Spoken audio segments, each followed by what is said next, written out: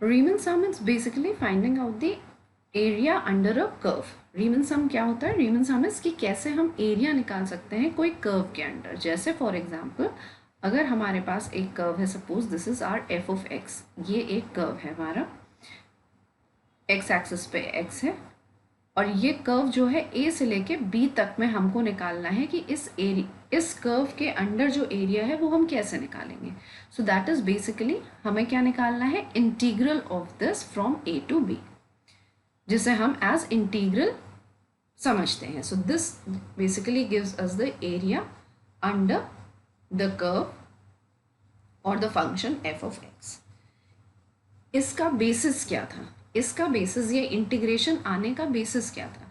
इस इंटीग्रेशन आने का बेसिस ये था कि अगर हमारे पास कर्व है एक कोई एफ ऑफ एक्स, और अगर इस एफ ऑफ एक्स के नीचे का एरिया हमें निकालना है, तो हम क्या कर सकते हैं? हम ये कर सकते हैं कि हम इस कर्व को इक्वल इंटरवल्स में डिवाइड करके इसे रेक्टेंगल्स में डिवाइड कर दें। ये हमने इसको रेक्टेंगल्स में डिवाइड कर दिया, ठीक है। assuming all the rectangles have the same base, ये सारे के सबके सेम बेस हैं। सपोज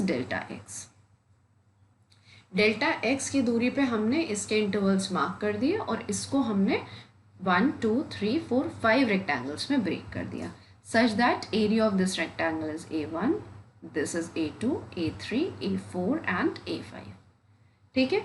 और हर रेक्टेंगल का एरिया क्या है? A1 है, A2 है, A3 है, A4 है, A5 है। पांचों एरियाज को हमने एडअप किया and we will get the area under this curve F of x.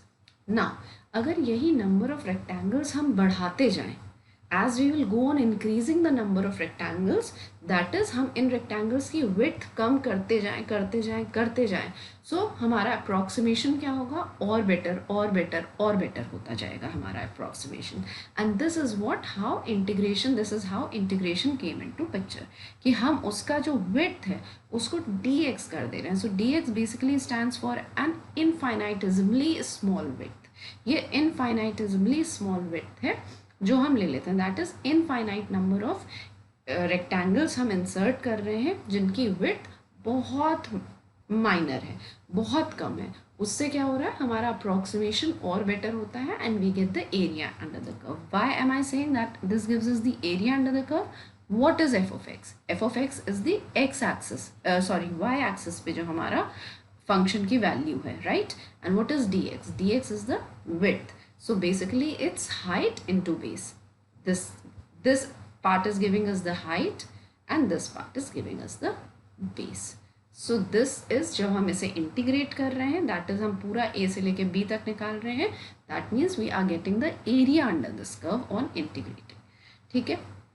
Now Riemann sum क्या होता है? Riemann sum किसी भी कर्व के अंडर का जो एरिया है, अगर उसको हमने रेक्टेंगल्स में डिवाइड कर दिया और तब हम उसका एरिया निकालते हैं, इस तरह के सम को हम कहते हैं रीमन सम, ठीक है।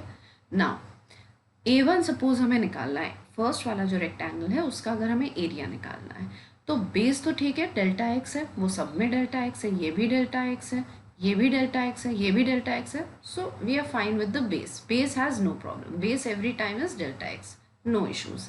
बट इशू कहाँ आ रहा है? हाइट पे आ रहा है। बाय अगर हम A1 की बात करें तो एक एंड पॉइंट ये है, एक एंड पॉइंट ये है, this is known as the left end point, this is known as the right end point. हमारे पास इशू क्या है कि हम लेफ्ट एंड पॉइंट लें या राइट एंड पॉइंट लें। अगर हम लेफ्ट एंड पॉइंट लेते हैं then we call it as left hand Riemann sum, Riemann sum. अगर हम हाइट को, बेस तो हमारा फिक्स है, अगर हम हाइट को राइट एंड पॉइंट लेते हैं then we call it right hand Riemann sum. और अगर हम इसके मिडल में लेते हैं, समवेयर इन द मिडल, ये a से लेके delta X, a plus delta X divided by 2, मतलब x की वैल्यू a और a प्लस डेल्टा एक्स के बीच की वैल्यू है दिस वैल्यू। इस x की वैल्यू पे जो भी f ऑफ x की वैल्यू होगी, we don't take the average, remember we don't take the average of left end point and the right end point, we do not take the average. what we do is कि हम जो भी x की, ये इन दोनों point, इस point और इस पॉइंट के बीच की जो भी x की वैल्यू होगी, उस x की वैल्यू पे f ऑफ x की क्या वैल्यू है, हम उसको एज हाइट कंसिडर करते हैं. We will take the example for each. Let us take the example for each. Let us begin with the first question. The first question is, ये हमें एक टेबल दे रखी है जिसमें हमें हर 15 मिनट बाद बोट की क्या वेलोसिटी हो जा रही है ये हमें दी है. 0 पे 0 से शुरू हुई है. 15 मिनट बाद y 0.25 is written because we have taken in hours. So 0.25 पे 35 माइल्स पर आर है. 0.5 आधे घंटे बाद 70 हो गई. 0.75 दैट इज पौन घंटे बाद 85 हो गई. And after 1 hour it is 110 miles per hour. And now they are saying कि अप्रॉक्सीमेट हमें एस्टिमेट करके बताइए कि कितना बोट ने डिस्टेंस ट्रैवल किया है पहले अपने आर में. राइट तो इसके लिए हम क्या करेंगे, we will first calculate our right hand sum, then we will calculate our left hand sum, and taking the average of the two you will get the approximate distance of the boat. Now let me draw this table once again on the next page. 0 पे 0 है. 0.25 पे you are getting 35, 0.5, 0.75 and 1. You are getting 70, 85 and 110. Left hand Riemann सम से. Left hand Riemann सम में as I had said, इसमें क्या values हो सकती हैं x की, 0, 0.25, 0.5, 0.75 एंड 1. ये हमारी x की वैल्यूज हैं. ठीक है, ये 1. नाउ 0 पे क्या वैल्यू है, 0 है. 0.25 पे क्या वैल्यू है, 35 है. Suppose this is 35, this is 0. 0.5 पे क्या वैल्यू है, 70 है. 0.75 पे क्या वैल्यू है, 85 है. 1 पे क्या वैल्यू है, 110 है. अब ये हमारे पास कर्व कैसा भी हो सकता है, हम कर्व नहीं बना रहे हैं, I am just drawing this. Right now अगर हम पहला इंटरवल, सारे इंटरवल्स के बीच में कितना डिफरेंस है, 0.25 का डिफरेंस है. सारे इंटरवल्स के बीच में 0.25 का. तो बेस इज फिक्स्ड. पहला रेक्टेंगल लेते हैं. Let us take the first rectangle. First rectangle का बेस इज 0.25 इंटू हाइट क्या ले सकते हैं, आइदर यू कैन टेक 0 और you can take 35. We are talking about left hand Riemann sum. तो लेफ्ट हैंड रीमन सम मतलब लेफ्ट एंड पॉइंट लेंगे हम. Which is our left end point, 0. 0 और 35 में which one is on the left, 0. So I will multiply it with 0. Let's move on to the next rectangle. ये जिसका base ये है, again the base is 0.25. Height क्या हो सकती है, height can either be 75 for this case और it can be 70 for this case. Right, या तो 70 या तो 35. विच one is on the left hand side, 35. So this 0.25 is multiplied by 35 plus. Let me come to the third rectangle, जिसमें दो points and points फिर क्या हो सकते हैं, 70 या 85. Left hand side 70. So 0.25 into 70 plus. Coming to our last rectangle, we have two end points again, 85 and 110. Which one is on the left, 85. So it becomes 0.25 into 85. When you will calculate it, it comes equal to 37.5 miles. हम क्या कर रहे हैं, velocity into time कर रहे हैं, it gives us the distance. That's why the unit miles. Let's calculate the right hand Riemann sum. Right hand Riemann sum. Same, let us come to the first rectangle. पहले rectangle में base हमारा fixed है, that is your 0.25 multiplied by height 0 या 35. Which is on the right hand side, 35 multiplied with 35 plus 0.25 into 35 and 70. Which one is on the right, 70. 0.25 into third rectangle, या तो 70 height हो सकती है इस रेक्टेंगल की, या तो 85. 85 राइट हैंड पे है, we take 85. 0.25 last rectangle is either 85 और 110. Right, we have 110, so we write 110. You will find that this is equal to 70 miles. And to calculate the distance which the boat has estimate करना है, अगर हमें boat का distance कितना travel किया है. So all you have to do is simply find out the average and this will give you the distance travel.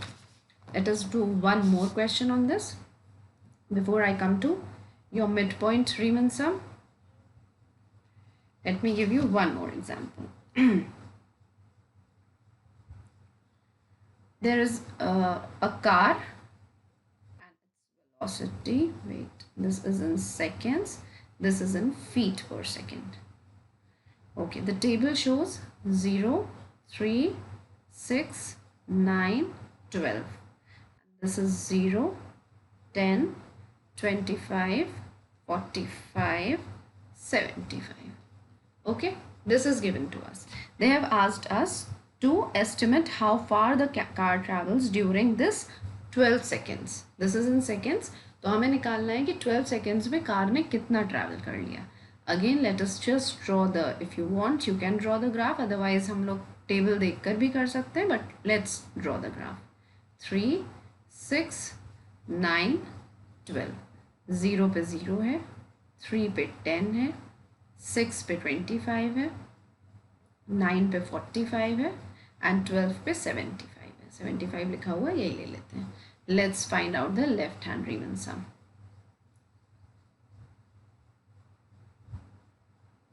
Left hand Riemann sum, इसमें क्या करेंगे, पहला शुरुआत, बेस अगर हम देखें तो इंटरवल किस पे है, 3.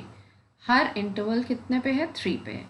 So base is remaining fixed 3. So let us take the base as 3. First rectangle. First rectangle दो एंड पॉइंट्स क्या है, either 0 और 10. लेफ्ट हैंड पे क्या है, 0.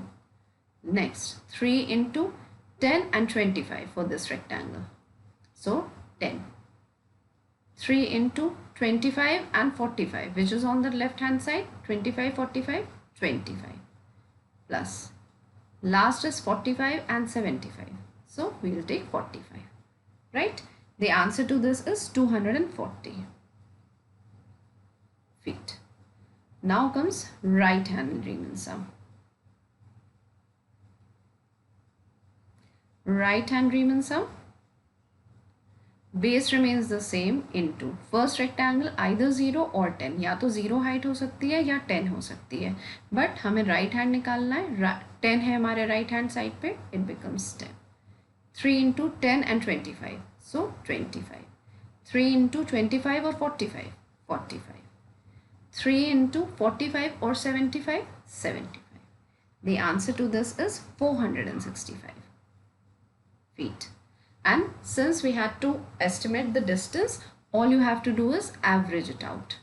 465 divided by 2, you get the answer as 352.5 feet. This is the approximate which you have to calculate. Now let me take one example of integration. If suppose you have been given in form of integration.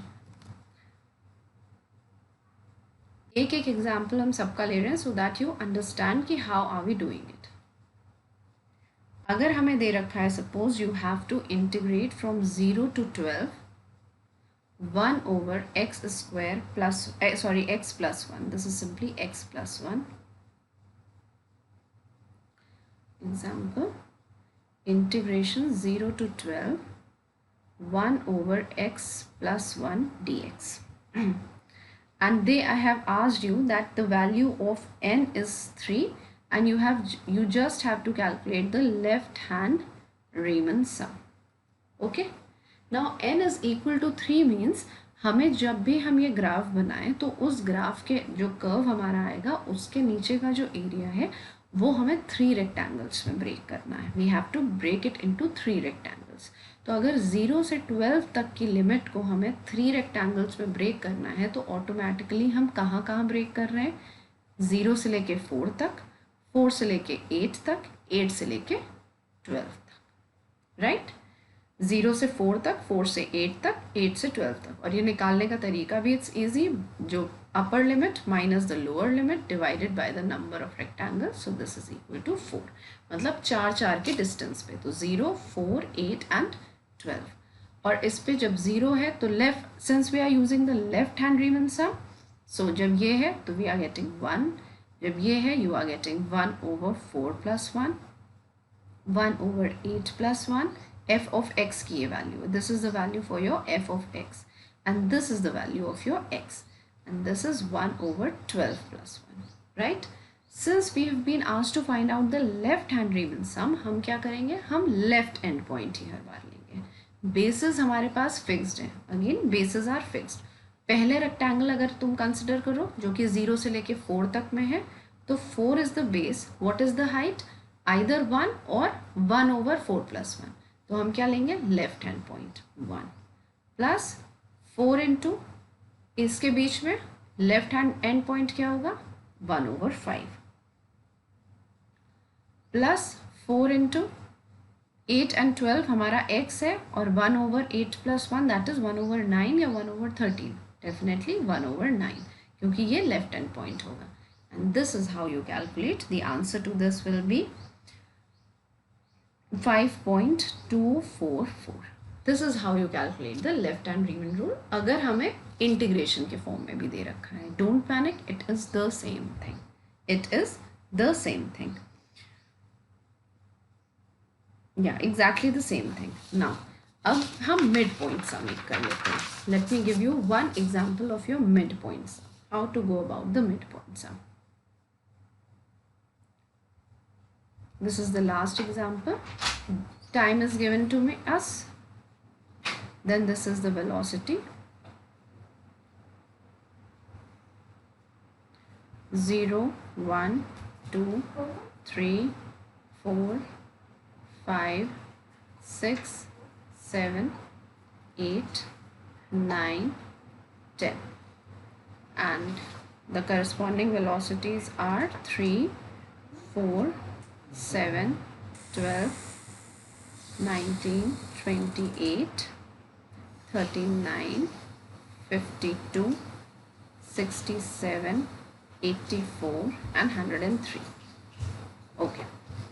Now we have been asked to find out the midpoint Riemann sum in this. We have to find out the midpoint Riemann sum. क्यों? क्योंकि हमें estimate क्या करना है? We need to estimate the distance. So now we will consider the midpoint Riemann sum. And we have also been given कि ये जो v of t है इसका function is t² + 3. Then we have to, they have also asked us that n is equal to 5. मतलब इस पूरे को हमें 5 सब इंटरवल्स में ब्रेक करना है. v of t का फंक्शन t² + 3 है और हमें ग्राफ दे रखा है. Now how will we do this? ऐसे क्वेश्चंस में हम क्या करेंगे, let me change the colour of my pen. ऐसे क्वेश्चंस में हम क्या करेंगे, वी विल ब्रेक. कहाँ से कहाँ तक हम ब्रेक करेंगे? पहला हम ले लेंगे इंटरवल, क्योंकि 0 से लेके 10 तक है, सो ऑब्वियसली इट बिकम्स 0 से लेके हम 2 तक लेंगे, फिर 2 से लेके हम 4 तक लेंगे, फिर 4 से लेके हम 6 तक लेंगे, 6 से लेके हम 8 तक लेंगे, फिर 8 से लेके हम 10 तक लेंगे. ये हमारे इंटरवल्स ब्रेक हो गए. ठीक है, 0 to 2, 2 to 4, 4 to 6, 6 to 8 and 8 to 10. ये 5 इंटरवल्स हमको मिल गए. Now when we are talking about the midpoint Riemann sum, हर में इफ यू कैन सी, हर में बेस कितना आ रहा है, 2 आ रहा है. बेस कितना है हमारा, 2 है. So every time for all the rectangles, the 5 rectangles which we are considering, the base is 2 for each. So पहला rectangle लिया 2. Now since this is the midpoint Riemann sum, what is the midpoint of 0 and 2? 1. 1 है हमारा midpoint. इस midpoint के corresponding velocity की क्या value है, 4. Right? So this is the height which we consider. Next rectangle. Next rectangle क्या है, 2 से लेके 4 तक का. Again the base is 2, but what will be the height? 2 and 4 का midpoint क्या हो गया, 3. 3 से corresponding velocity क्या है, 12 प्लस 2 into 4 से 6 तक midpoint हो गया 5. Corresponding velocity is 28. 2 into 6 से 8 midpoint is 7. 7 का midpoint क्या है, 52 plus 2 into 8 to 10 mid point क्या है, 9. 9 का करस्पॉन्डिंग क्या हो गया, 84 So let me write 84 over here. Sorry, yeah, 84. So this gives us, this will be, you can just calculate it and you can find out whatever value you get for the distance. So this is how we calculate the midpoint Riemann sum. Now ये तो बहुत easy तब था because table has been given to us, we know the midpoint, the corresponding velocity has been given to us. अगर हम इसी में कहें कि instead of taking n equal to 5, if I want to take n is equal to 10, मतलब हम इसको 10 सब इंटरवल्स में ब्रेक करें. If I break it into 10 sub intervals, then what will be the case? 10 सब इंटरवल्स में अगर हमें ब्रेक करना है तो let me right it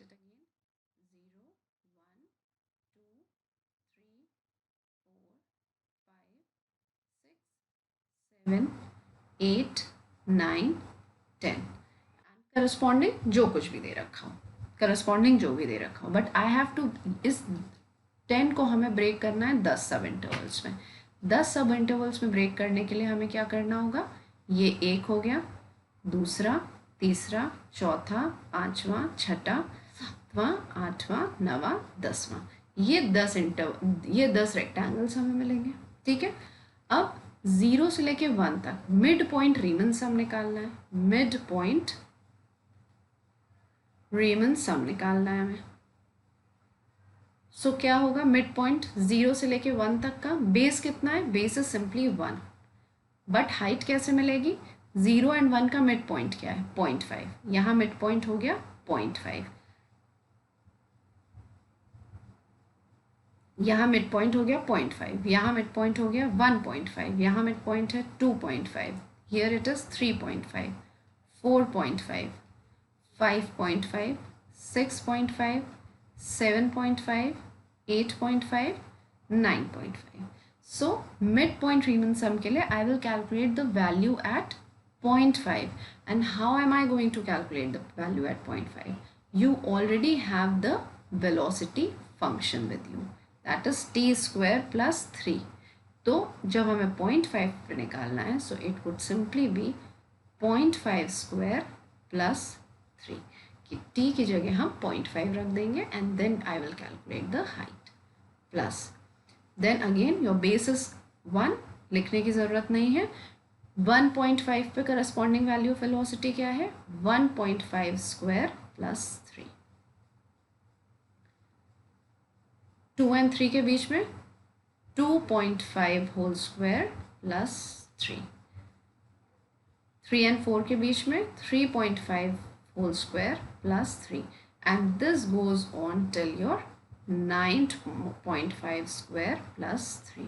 her bar base कितने बराबर है, 1 है. करस्पॉन्डिंग हाइट हमें कैसे मिल रही है, सिंपली हम जो भी फंक्शन है उस पे जो हमें मिड पॉइंट टी का मिल रहा है उस पे हम वो रख देंगे टी की value and you can calculate our midpoint Riemann sum. So this was all about Riemann sum. It is quite simple. एक रिलेशनशिप होता है डेफिनेट इंटीग्रल और रीमन सम का. That we will take up in the next lecture, followed by the trapezoid rule. So I think left hand Riemann sum, right hand Riemann sum, midpoint Riemann sum, this has been made quite clear to you. In case you have any confusions, you can always write in the comment box. That's it. And trapezoid rule भी next हम लोग करेंगे, which will again I will cover 4 or 5 questions which will make the concepts of this trapezoid rule also quite clear. So thank you so much.